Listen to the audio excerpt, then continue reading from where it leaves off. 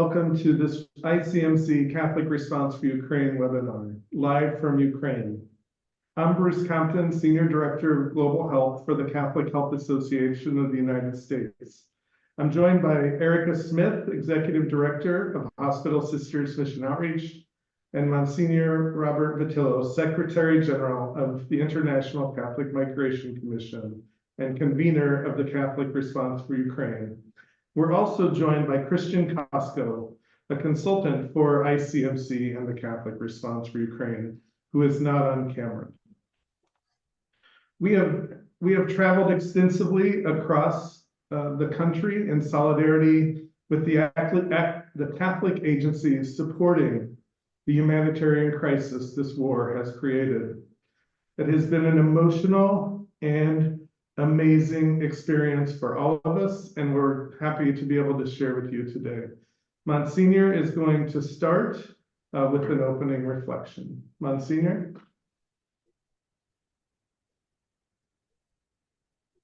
Slides. Oh.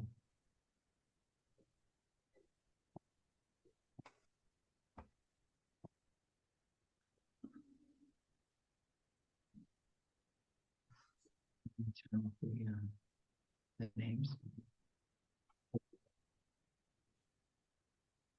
Good afternoon. It's an honor to be able to be participating in this solidarity visit, as well as in this webinar, and I'd like to welcome everyone, as Bruce has done already. In beginning, I'd like to quote Pope Francis, who speaks about the situation in Ukraine every time he does any public speaking, which is several times a week. And this is a reflection that he gave in October of 2023. I found it very moving at that time, but I think it's even more significant after we've seen and experienced what we have during this visit as well. So I quote Pope Francis: "The Church's mission is possible only if we know how to be very united with God in prayer and completely willing to place ourselves in His hands. Brothers and sisters, please let us continue to pray for peace, and let us not forget battered Ukraine, of which nothing is being said now, but where the tragedy continues." And so in this opening point of prayer, I'd like to suggest that we take a moment of silence, first of all, in memory of all those who have lost their lives in this war, and also in solidarity with their families and loved ones.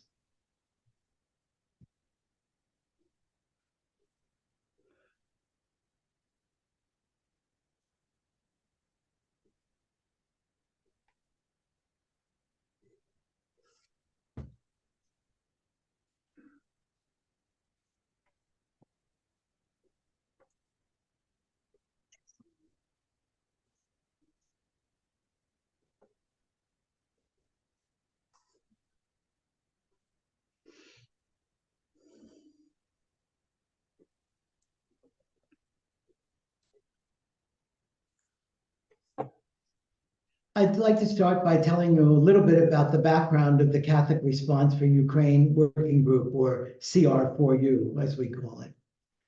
In early March of 2022, at the suggestion of the Dicastery for Promoting Integral Human Development at the Vatican, the representatives of major global Catholic-inspired humanitarian organizations, you'll see them on your screen, so I won't say them all, and also the Councils of Bishops' Conferences in Europe, both those from the European Union and those throughout UNMIN, came together with a number of other observer or partners, the Maestral International and Catholic Health Association of the United States, and formed a Catholic Response for Ukraine working group to share information about their actions in the affected region, Ukraine, Poland, Hungary, Slovakia, Moldova, and Romania, and jointly address gaps. The International Catholic Migration Commission, or ICMC, was requested to assume the convening responsibilities for coordinating these efforts. And we also then, as our own organization, took responsibility for partnering with diocesan level mental health and psychosocial support projects for internally displaced people and other war-affected persons inside Ukraine.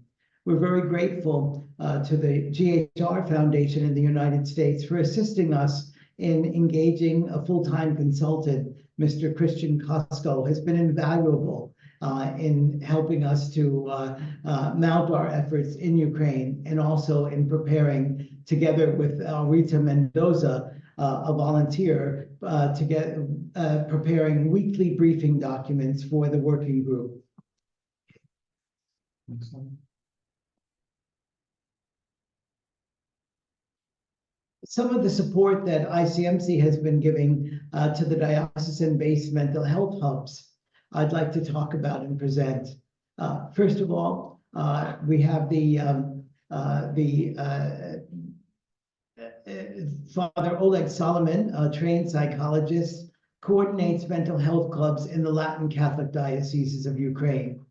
He invited some of his fellow psychologists and some students to be involved in this project.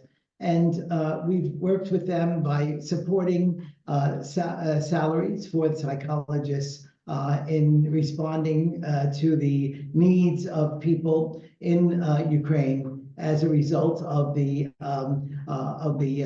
war, and also common everyday emotional issues that come up in ordinary family life that have been exacerbated because of the war.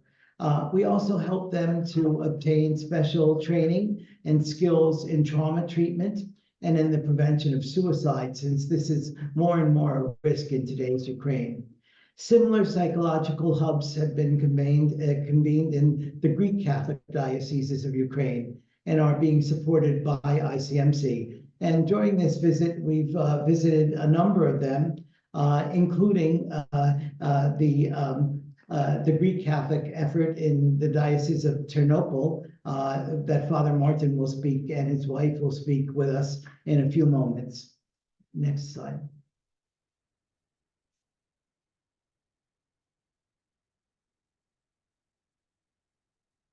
A place that we've been working with and partnering very closely is the St. Nicholas House of Mercy in Lviv. It's, for those in the United States, it's like a Catholic Charities organization, supporting people of great need and also offering them material help, but then also special education help for disabled children and their families, and also help with working in a lot of the larger institutions for children in Ukraine.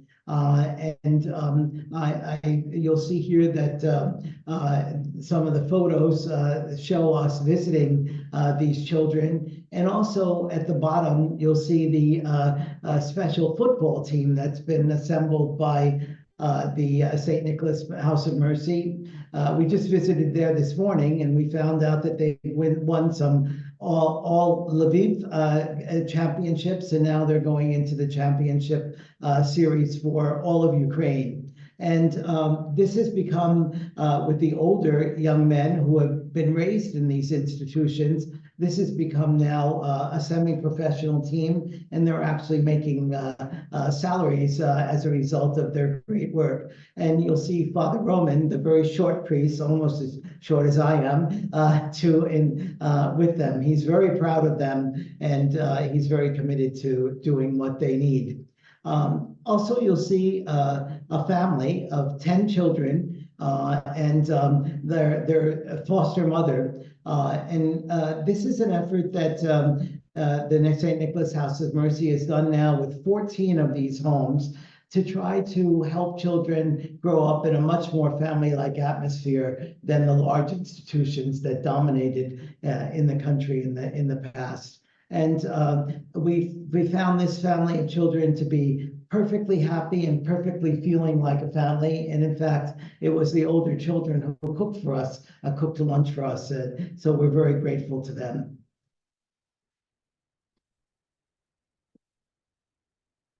And another special effort that ICMC has made together in partnership with the Catholic Church in Ukraine, both the Greek Catholic and the Latin Catholic Church, is to prepare priests as listeners. So we've helped a series of formation workshops in all of the seminaries of the country, 6 Greek Catholic seminaries and 3 Latin Catholic seminaries, in helping the young men preparing for priesthood to be good listeners. A lot of times people go to them and they think that they have to give them a prescription on what they do to solve their problems. And instead, they need to listen to the needs and help the people discern what the best solution for themselves is, and especially to help them keep God in their lives, even though they're struggling with tremendous situations as a result of the war.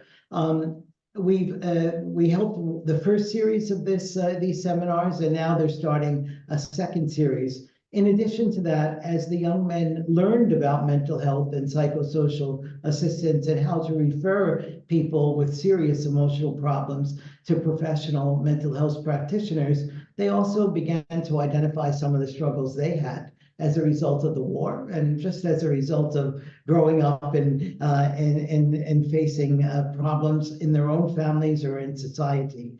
And so ICMC has been now helping to make therapy available to them without cost, so that they can deal with their own emotional problems and be more available and sensitive to the needs of others when they will come to visit the priest and ask for help. Another very special place for us is the House of Mercy in Chortkiv. And here you see us visiting the children, and the bishop, who's got a hat on and a cross, a special medal that bishops wear in the Greek Catholic Church, is well known to these children, and also to the many people, many disabled people, many victims of the war, people who have lost their limbs, and also displaced people.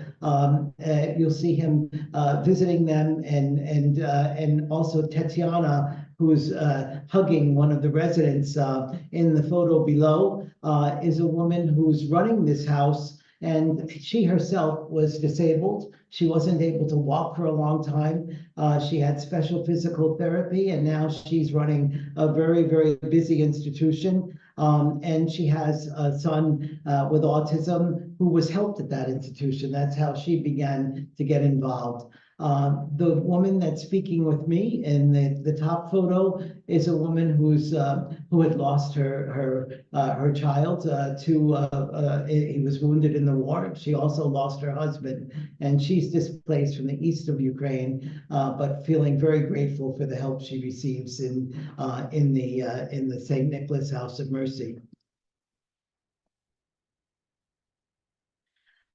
Just a few concluding reflections on my part as at the end of this 4th Solidarity visit. First of all, I saw more and more troubling contrast, increasing despair, and yet real strong struggles to keep their faith. And especially as we participated in the Latin Holy Week services last week and the celebration of Easter, I saw such piety and devotion in the churches, and yet such pain that people had. Some of the issues are increasing drug and alcohol abuse, torture and trauma by military on both sides, and then feeling guilty about the violence that they may have put to someone else. Deep family divisions, increase in divorces, and marital difficulties. The war is omnipresent. It's most disturbing in the east, where the bombing and the fighting is constant. Yet no part of Ukraine is spared the alerts. Here in Lviv, in the western part of Ukraine, when we first arrived here, now almost 2 weeks ago, we heard the bombing the first morning as we were waking up, and there were constant alerts, several of them today as well. And there's indiscriminate bombing and destruction of water and electricity infrastructure. We're now at the seminary of the Greek Catholic Church in Lviv, and right down the street from here, in the early part of the war, there was a great deal of bombing because there was an electrical infrastructure there. We saw in every single cemetery that we passed, and there were so many in so many villages, you could see the Ukrainian flag flying in the newly dug graves of fallen soldiers. And in fact, as we drove back to Ukraine yesterday, we were stopped by a traffic jam. And then we quickly realized that there was a fallen military, a fellow citizen in a village, and the entire village stood along the streets, knelt along the streets, strew flowers along the streets in receiving this citizen. And as his coffin was carried to the cemetery, and all of them showed their own faith by making the sign of the cross. And then there's the uncertainty of the future, insecurity due to compassion fatigue, and political manipulation in some countries around aid to Ukraine. I heard constantly, please don't forget us like others have. We need your help more than ever. The mental health impact will be with us for generations to come. Please continue to help us. And so my question at the end of this is, how will we offer help to the martyred people of Ukraine?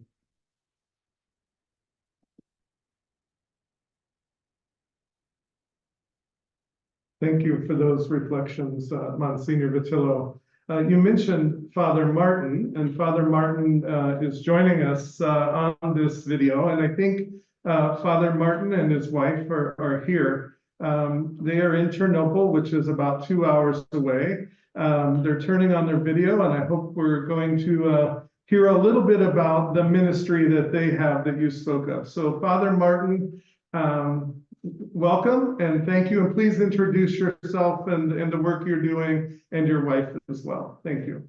My name is Father Martin. I'm an Eastern Rite Catholic priest at the Ukrainian Catholic Cathedral in Ternopil. And this is my wife, Maria. She's a psychotherapist.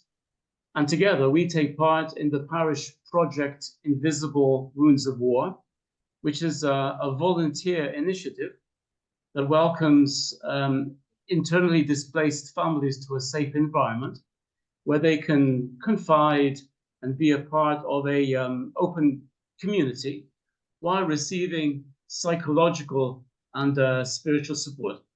So we have about 20 displaced families who are now more or less permanently settled in our town, Ternopil. Permanently means that they virtually have lost their homes, so they have settled in our town. For example, a family from Kharkiv, from the Oblast of Kharkiv, settled in Ternopil. Then after a while, they returned home. After a few months later, they had to come back to Ternopil as fighting got closer to their hometown. Another family from Pola Pristain, which is a small town in Kherson Oblast, currently in the occupied territories, and last summer was flooded during the destruction of the Kakhovka Dam. So no going back home for them. There's nothing to go back to. And this family is one of our favorites, as there's a girl, she's 10 years old, Sophie. She doesn't go to the school in Ternopil, so she studies online with the school back at home. So she doesn't really mingle with other school children, but she's very active in our activities in the community. She's one of the most active children, well-behaved, very open, very talkative.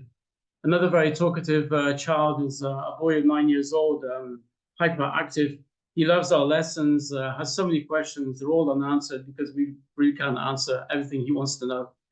On the other hand, there's Sasha, also 10 years old from Berdyansk, Zaporizhia, another occupied town. At first, he was very quiet. In fact, we didn't hear a word from him for a few months. And then he started to interact with us by pulling our arm or pointing to something, and then he started to speak. At first, we thought he was disabled, that he couldn't speak. And then we realized it was just trauma. But now he's a normal child. He's communicating, he's playing, he's interested in our activities. He's all very talkative. Another girl we talked to is Katya. She's 15 years old. She has a hearing disability, but she's good in athletics. She's a sprinter. She's won many competitions. And even with this added disability, she's doing quite well. People come and go.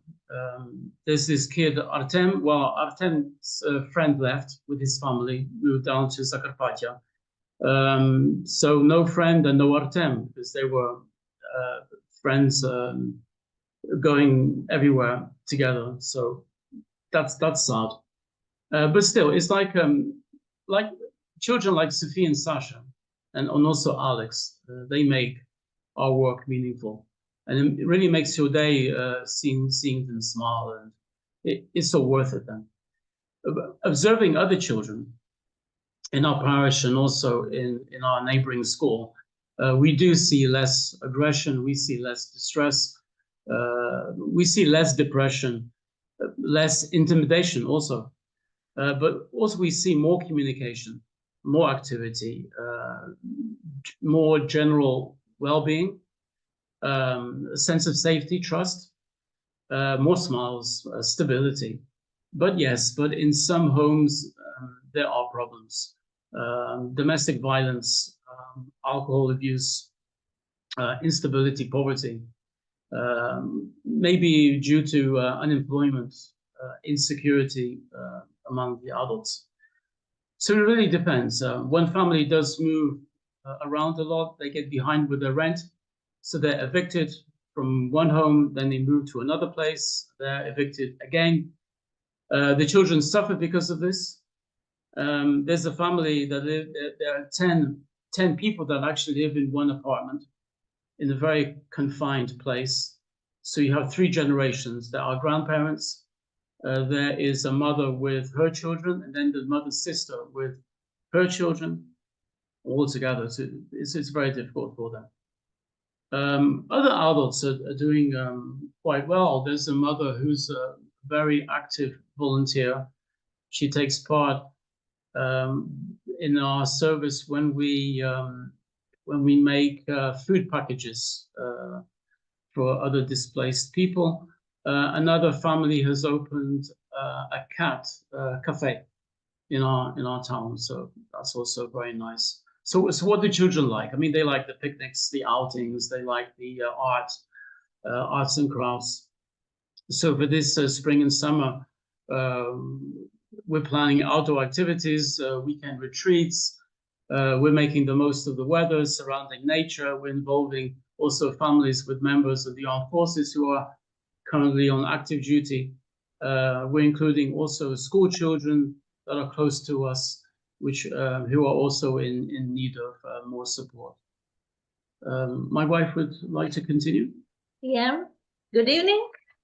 My name is Maria, and I'm a psychotherapist, and I consult adults who have lived or are still living in occupied territories, family members of those who have or are still fighting on the front line, and family members of those who have died or are missing. Some consultations are online, others in person. A few examples. Number one, a young woman from Bergansk, a doctor, lives under Russian rule. She couldn't leave her sick, bedridden mother, so she had to stay. She spoke of the horrors living under occupation, infiltration camps, and destruction of all that in Ukrainian, not Ukrainian words spoken, people living in fear and being tortured or disciplined. Apart from that, short ages of medicine, food, water, and electricity, lives destroyed, living under stress, anxiety, and depression, not seeing and then to this help, not being able to share in confidence, being afraid at work of neighbors, friends. Number two, a grandmother, her daughter, and 8-year-old grandson come to see us. They were from Mariupol. They spoke of how they survived during the invasion. They hid in a basement. They heated a kettle with candles. It heated very, very slowly. The water boiled very slowly. But during the time they dreamt of escaping the basement, imagined normal life outside. It was ordinary warm water they drank, but the tea, that long process gave them hope. The grandmother and the young woman had post-traumatic stress disorder. Their story, it is so important. This family then moved somewhere abroad and we lost contact with them. And number 3, a mother with 2 children, 15 and 12 years old, whose husband is missing in action, suffers from depression, instability, no news of her husband, no evidence of his death, no news from captivity, no personal items, no knowing if he is dead or alive, not being able to have a funeral.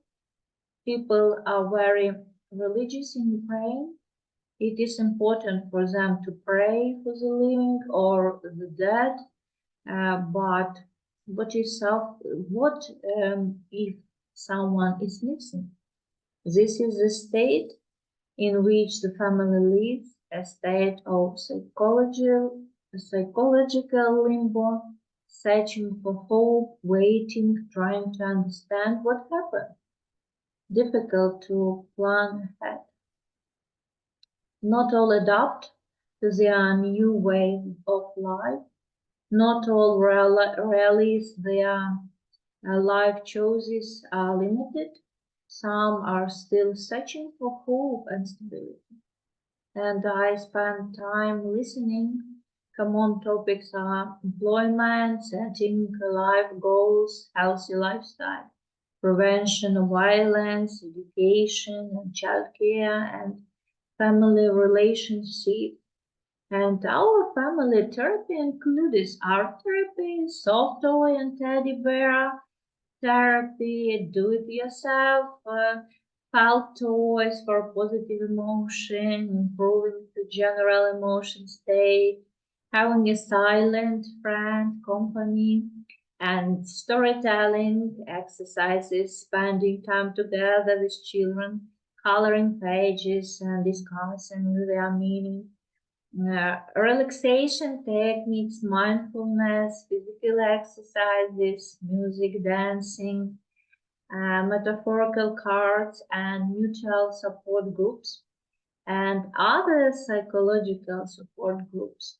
And it's very, very important for all of us. At the end, we would like to present this small teddy bear we have. He's called Paddington.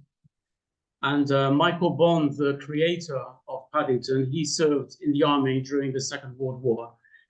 And while during the war, he saw children at the train station with small suitcases, like Paddington has, and with a tag attached with their names and the addresses where they're supposed to be going. The children were waiting at the train station to be evacuated from London, from other cities to the country for safety. So similarly, Paddington, he has a suitcase and label that reads, "Take care of this bear." And he was later found in London at Paddington Station by the Brown family, hence his name Paddington. So Paddington Bear is a symbol of displaced children of war. And every such child has a similar tag that reads, "Please look after me." And this is what we're trying to achieve in Ukraine. Thanks. Thank you very much, Father Martin and Mike, for this testimony. And once again, ICMC is very, very grateful and privileged to be able to support some of the work that you're doing with the children and with their families. I too want to say thank you for the work you're doing. I have a special thank you to Father Martin. Yesterday, as we concluded dinner, father had heard that I was a beer enthusiast, and he gave me a tour of the brewery in the basement of the restaurant that we were in. So while they talk about such important messages that we hope you hear and continue to be able to support through programs like ICMC, life does go on as well, and they're trying to have normalcy. And that was just a special moment for me. So thank you for that, Father Martin, and thank you so much for what you do. I'm now going to turn to Erica Smith, who has been on this journey with us from Hospital Sisters Mission Outreach in Springfield, Illinois. Erica was here to be in solidarity and to see the realities in Ukraine, but also on a bit of a special mission to see a couple of hospitals where equipment and supplies that are donated by hospitals from the Midwest ended up being delivered to here in Ukraine. So Erica, I'd love to bring you into the conversation and ask you to tell us a little bit about your perceptions. I know you have been writing about this trip, and then to talk about the work of Mission Outreach and how you see potentially the future. Sure. Thank you. It's really been an honor to be a part of this visit and to meet all the people that we have met. Mission Outreach, in collaboration with ICMC, the Knights of Columbus, and Catholic Health Association, last year did a 40-foot container of medical supplies and equipment that we donated that was distributed to hospitals throughout Ukraine. And we are in the process through the same partnership and collaboration to do a second container. And what I learned from this trip, a couple things. First of all, I was very, very happy to know that the first donation really went seamlessly. It was well received, and we seemed to get very good feedback. And I really thank ICMC and the Knights of Columbus and the clinicians and administrators of the facilities. The work that they're doing is just absolutely incredible. And to think that Mission Outreach and the team at Mission Outreach, played a small part in that is very humbling. And it's been very meaningful to me personally and professionally. And I also just want to thank Bon Secours Mercy Health, who is making the second container possible as well. Something else that I really reflected a lot on, and Monsignor talked about it as well, is Mission Outreach, and historically we focus on healthcare and access to clinical healthcare, but the attention to the whole person is so vital. And so Mission Outreach, we're an affiliate of Hospital Sisters Health System.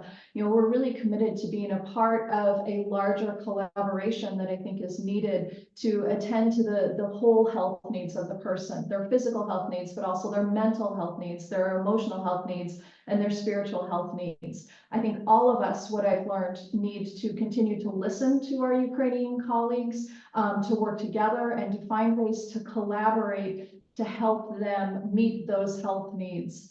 That's where I really see our future as far as Mission Outreach. We're again honored to be a part of this collaboration, and we really look forward to continuing to work with our colleagues here. Many of our colleagues who are, I know, watching this webinar, who've made this possible, and really just being in solidarity with the incredibly brave and resilient citizens of Ukraine. Yeah, thank you so much, Erica. Erica mentioned several of the organizations that were involved, like the Knights of Columbus, ICMC, CHA. We were all here to be thanked for this. But it is really because of the generosity of people like yourselves, organizations like those that you work for, that make all of this possible. And so if you support Hospital Sisters Mission Outreach through donations of in-kind, if you support ICMC, and those of you that are members of CHA and support us in the ways that you do on an ongoing basis, you have been here in solidarity with us.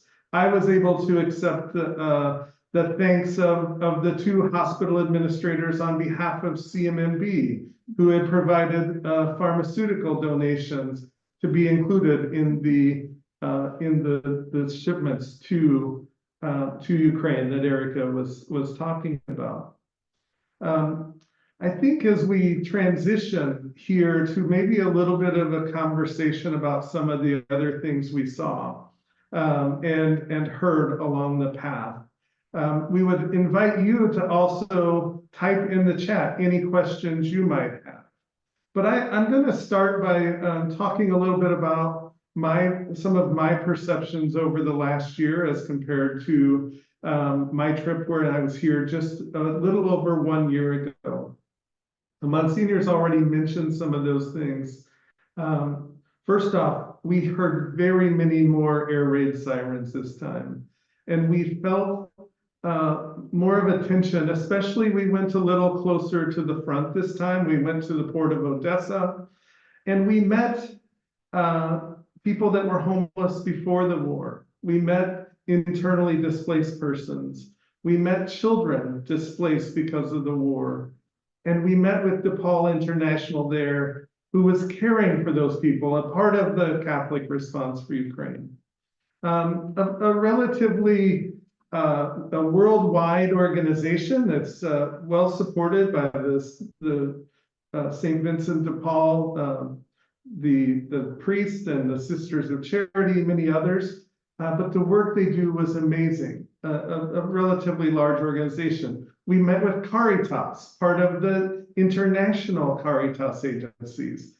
And we also met with Stella Maris, a two-person office on the port of Odessa, who are there to care for seafarers. And it was really amazing this year and last year, as we talked to Father Martin, as we talked to others doing this work, to see the work that the church is doing on our behalf in these times.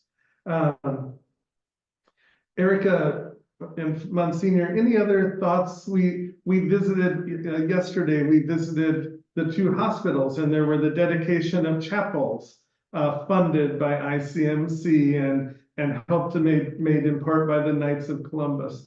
Just the whole integration of the church into this response is amazing. And I think Catholic Response for Ukraine and the convening that you've done have been a real catalyst to help all of these partners continue to communicate. Anything either of you'd like to add, or Christian, do we have any questions? No questions in the chat. Well, maybe just a couple of thoughts that I'd like to add. And as you were mentioning the different places that we visited, first of all, as we were dedicating the chapels, and the local bishop of Odessa, the Greek Catholic bishop, Bishop Mikhailo, was with us, and we also had seminarians who provided beautiful music for the actual dedication of the chapels, but then provided a concert to the hospital staff in both of those hospitals.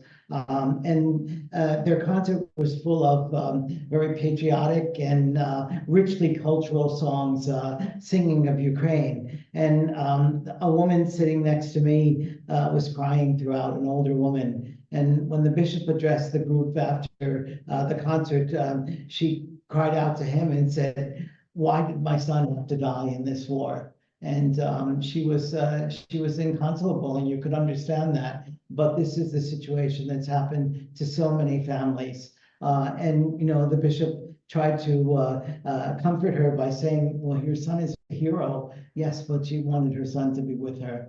And then we also, when we were visiting with DePaul International, we went to one of their meal stations, which is in a park. And they asked me to ladle the first cups of soup for people. And in the middle of that, I realized that 53 years ago on that same day, I was ordained as a deacon. And I realized how privileged I've been to be involved in the diaconal service of the church, serving other people through my work with Catholic Charities, diocesan-wide in my parish, my diocese of Paterson, New Jersey, the National Catholic Charities USA, and then Caritas Internationalis, and now my work in the International Catholic Migration Commission. So I was all the more grateful to be able to do a diaconal service on the day that I was celebrating the anniversary of being ordained a deacon. I would say, you know, when we were in Kyiv and we visited Irpin, I may be mispronouncing the name of the town.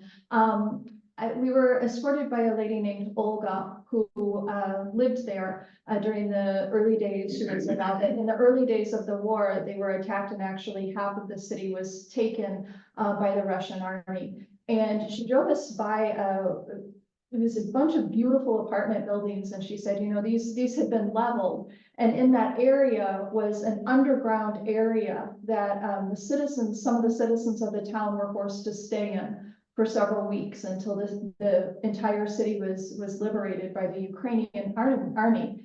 And she said, you know, when they let us out of the shelter, the first thing that we did was plant flowers. And I just thought that was incredible. And then she said, because that's what Ukrainians do.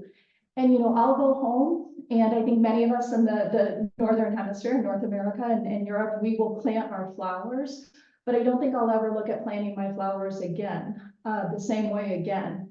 And I think that one example and that one line for me, she was acknowledging the grief, she was acknowledging what had happened, but every year they will plant flowers because that's what Ukrainians do.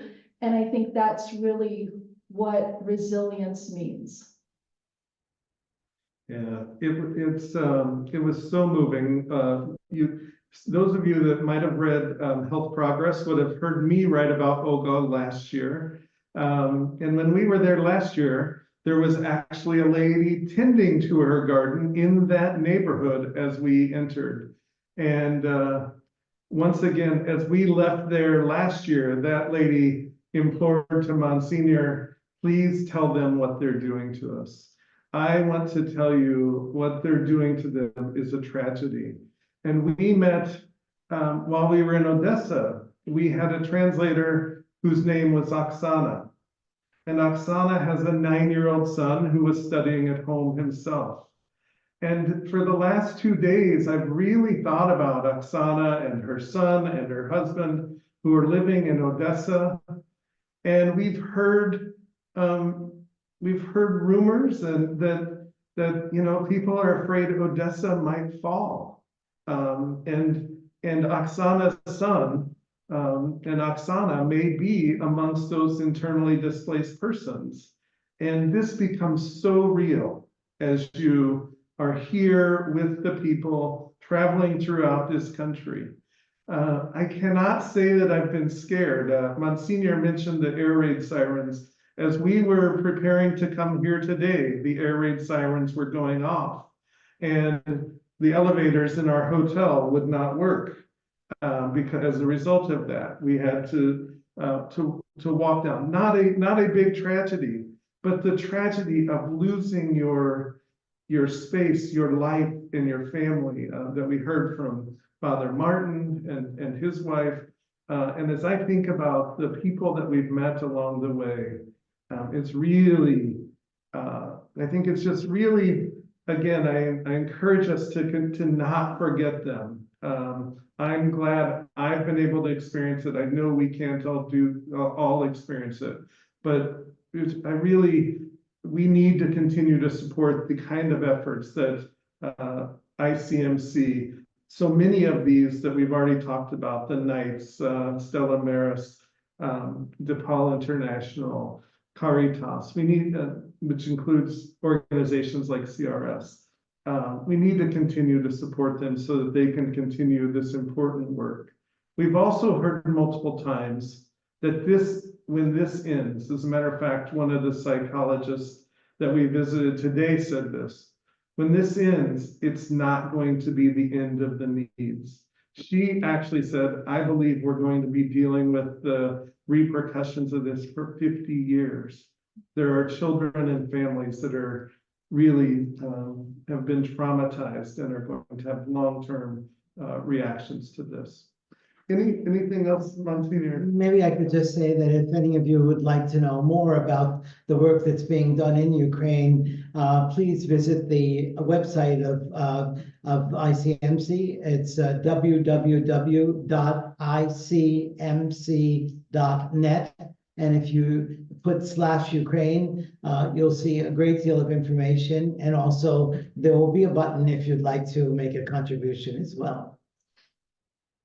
Erica, No, yeah, if you would like more information about Mission Outreach, you can visit our website, www.mission-outreach.org. And again, we're honored to be a part of this collaboration, with all of these partners, who not only have taken care of people in Ukraine before the war, but continue to take care of those people and also those who have been displaced and those who we anticipate may be displaced in the future. Christian, is there anything that you would like to add as we maybe move to seeing if anybody would like to raise their hand and ask a question? So as we discussed the tragedy of war and the trauma that the people of Ukraine are experiencing, it is also heartwarming as we drive through these cities and villages to see the results of the support and work of Catholic-inspired organizations from around the world that are able to help these people. So in particular, as we visited Houses of Mercy in Charkiv and today in Lviv, we saw smiling children. We saw children who are internally displaced, that are cared, that are receiving necessary supplies, food, shelter, and sort of happy childhood as it is possible in this current context. We also spoke to psychologists who are seeing tremendous results working, again, with people who are experiencing the trauma, particularly seminarians, priests, religious, internally displaced individuals, and even local people who are coping with loss of loved ones. Right now, many Ukrainians have somebody in their family who has died during this war. And some of them are able to receive counseling, which produces good results and helps them to return to productive lives. And all of these programs and projects are made possible by grants from Catholic-inspired organizations. And Ukrainians whom we met along the way are thanking us for this support. They're asking us to continue this support in the future. And as a Ukrainian myself, I am very happy to see that this help is being delivered and these projects are being realized in a very effective and efficient way. Thank you, Christian. And once again, that voice is Christian Kotko. Christian has been along with us this entire week. If you've been reading my diary on chausa.org, you today will hear about Christian, and it's perfectly appropriate that Christian isn't on camera because he's been along with this. He is the logistician. He's ensured that every step of the way we have had what we need to make this an amazing visit. And I think it's perfect that he talks from off camera. It seems to be how he likes to do things, but he really makes things happen as in that way. So we have some messages in the chat. One of the messages is, can you give those of us listening to this webinar the best recommendations as how to help? Is it financial help that you need the most? Is it medical supplies? Is it connecting Ukrainian children with American children? Any information would be helpful to us as the realm of aid is so far. I would say it's all of the above. Certainly, we need the financial help, and I'll say that for ICMC, since we want to help continuing these mental health and psychosocial assistance programs, but we really need the financial assistance to do that. So please give us a donation if you're able to. The other thing, the other important way, and I really mean this, is prayer. I believe and that we'll never achieve peace without God's help in this situation and in most other parts of the world, in violence and wars that have been going on for many years, and people have forgotten that they're there. So except the people who are suffering because of it. So we need prayers to bring about peace and then a disposition to dialogue and to come together to work for peace in our own communities and throughout the world. And then, of course, I've been privileged to see the effect of the medical equipment donations that Erica has helped us to obtain. And the Knights of Columbus have so generously helped us to deliver to even the most rural parts of this country. And I can't tell you enough how grateful the medical practitioners here have been to receive this equipment. They compared the beds that Erica put into her container to the very, very meager beds that they had in their hospital before. Even in some of the larger hospitals where we've been able to deliver surgical equipment, the doctor said we're able to now use several theaters at one time because we have enough equipment to be able to do the surgeries and still be able to adequately sterilize the equipment after all the surgeries are done. So I think that's also a very, very important service that's happening because of the Catholic Response for Ukraine and the generosity of Erica and others in the Catholic Health Association that have been able to donate to this. Erica, anything you'd like to add about the donations? I really, I appreciate that. I want to credit the Mission Outreach team, Yuri from Knights of Columbus, Christian. They really made that donation possible, and they made the logistics of that donation possible. We're looking forward to doing a second one. And I also really want to thank many of the health systems who donate to Mission Outreach. I know are on this call, and I really want to acknowledge them, the supplies and the equipment that they make available to us. We hope that you are humbled as well to see that they are going to good use and that they are so desperately needed. And the message that we heard loud and clear is more is needed.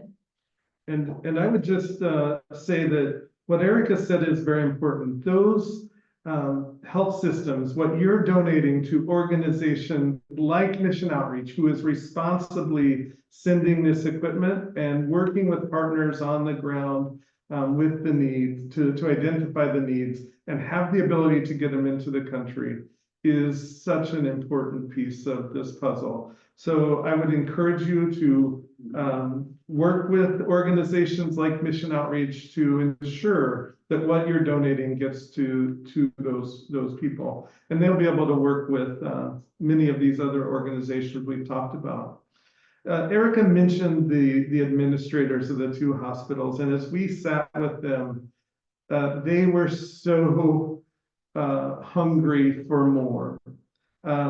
We each received a piece of shrapnel that had been removed from soldiers who they cared for in the first hospital we visited. And those pieces of equipment are going to help them to continue to do that kind of work. And other simple things that they were asking for that are going to be used in those surgical rooms and so forth. So I think those donations to organizations that are part of Catholic Response for Ukraine, like ICMC, like Hospital Sisters Mission Outreach, and the others, are the really responsible way to continue to do this work. Christian, are there any other questions? No. Would anyone like to maybe raise their hand, and we'll put Christian to the test and see if he can maintain his status, to see if they have a live question they'd like to ask, and he can let you go off mute.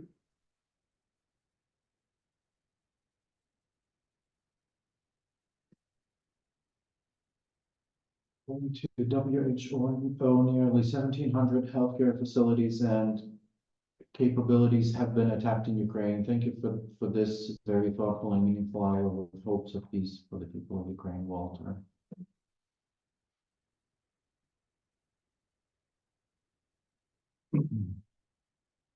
So I think we don't have any hands coming up. We do see some people saying thank you and acknowledgements. I think we will wrap up. I just ask everyone if they have any final comments. We've We've talked about the needs. Any final impression as we, here on our last day, leave this amazing trip of solidarity? I would just say thank you again. Ask again for prayers for Ukraine, and also remember that there are many other parts of the world where people are suffering, and that we include them in our prayers and our solidarity as well. I would second that, Erica. I think that we certainly need to continue to pray for peace, but also for peace that brings liberty to the people of Ukraine, and the ability to maintain their culture, their language, and their faith. And then we also need to remember all throughout the world that continue to suffer because of violence. I would just say ditto to all of that. I want to thank Monsignor Bob Votillo for allowing us to be here, for arranging this opportunity for us to share with you today. And as we close, again, just as we've been implored to do, remember the people of Ukraine and pray for them. And we thank you so much for being here today. And thank you, Christian, for all of your hard work behind the scenes.